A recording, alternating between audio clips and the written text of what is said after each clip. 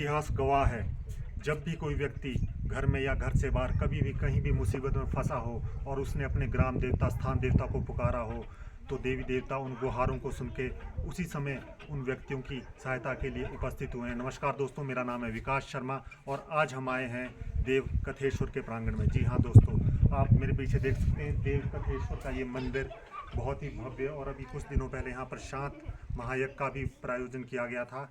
कहा जाता है कि बहुत समय पहले जब जो राजा जुनगा थे उनका 7 की रियासतों के साथ युद्ध हुआ, तो उस युद्ध में जब वो बंदी बनाकर राजा जुनगा को ले गए और नेपाल के किसी कारागार में वहाँ पर राजा जुनगा को उन्होंने बंदी बना के रख दिया। काफ़ी समय के बाद जेल के साथ कहीं पर किसी देवता की पशुपतिनाथ नाम से एक देवता है, उनकी कोई जातर का किसी का आयोजन किया जा रहा था।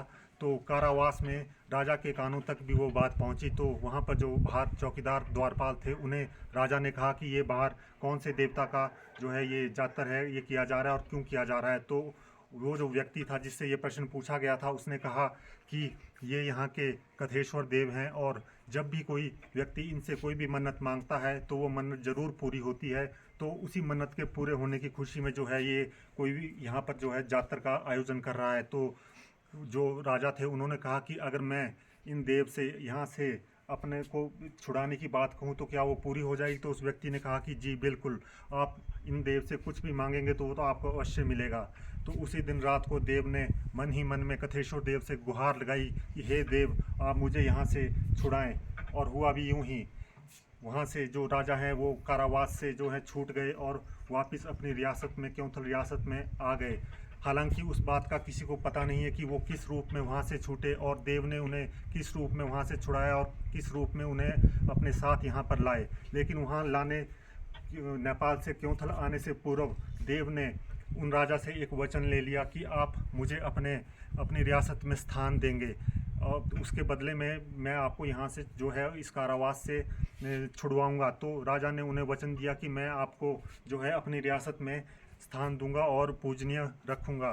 तो राजा साहब कथेश्वर महाराज को वहाँ से यहाँ पे लाए और यहाँ पर उन्हें स्थान दिया। लेकिन कुछ समय के बाद जो है वो अपने बोलों से जो राजा हैं वो विमुख हो गए और उस विमुखता का जो भुगतान है वो पूरी जो रियासत थी, जो पूरा वहाँ का परगना था, उस पूरे परगने को जो है उस वचन को भूलने का जो परिणाम था वो भुगतना पड़ा। हुआ ये कि धीरे धीरे करके जो है उस परगने में जो है देव की माने या किसी देव की और शक्ति की माने उन्होंने जो है नर बलि जो है लेनी उस परगने में शुरू कर दी। और धीरे धीरे करके हर परिवार से, चाहे वो राज परिवार हो चाहे उस परगने के परिवार हो, उनसे नर बलि लेनी शुरू कर दी।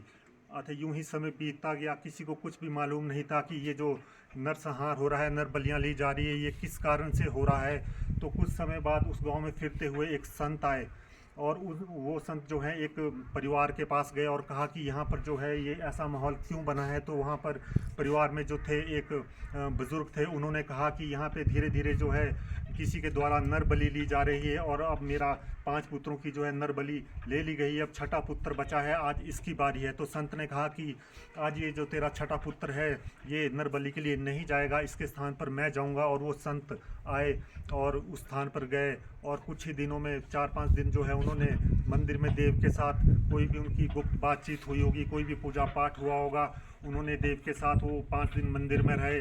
और 5 दिन के बाद उन्होंने लोगों को कहा कि आज के बाद जो है नर बलि यहाँ पे इस मंदिर में नहीं ली जाएगी और आज के बाद कोई भी जो पशु बलि या किसी और प्रकार की जो बलि वो जो है आप देवों को, यहाँ जो देव हैं इन्हें देंगे।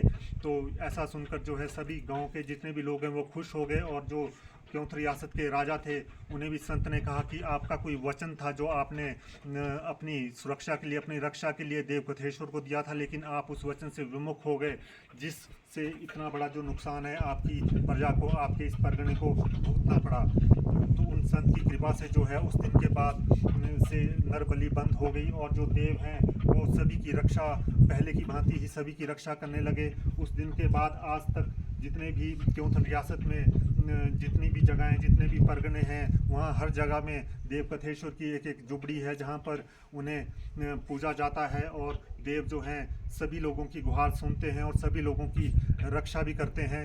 तो जो वो संत थे, वो संत आगे चलकर जो है वो टकराल, उनका जो भी खानदान हुआ वो टकराल खानदान के लोग हुए। और वो टकराल ही हैं जो देवकथेश्वर को तब से लेके आज तक जो हैं पूजते हैं। तो आज का जो हमारा वीडियो है इसका यही उद्देश्य है कि जो हमारा देवों का इतिहास है उसे हम धीरे धीरे करके आप लोगों तक पहुंचाएं। तो आस्था के प्रतीक की जो हमारा ये कड़ियाँ चली है, इसमें आज देवकथेश्वर के मंदिर के हमने आपको दर्शन कराए। और आने वाले समय में और भी हम जो देवों के मंदिर हैं वहाँ आपको ले चलेंगे और देवों के इतिहास और देवों की शक्तियों से आपको परिचित कराएंगे। इसी के साथ धन्यवाद। जय हिंद, जय भारत।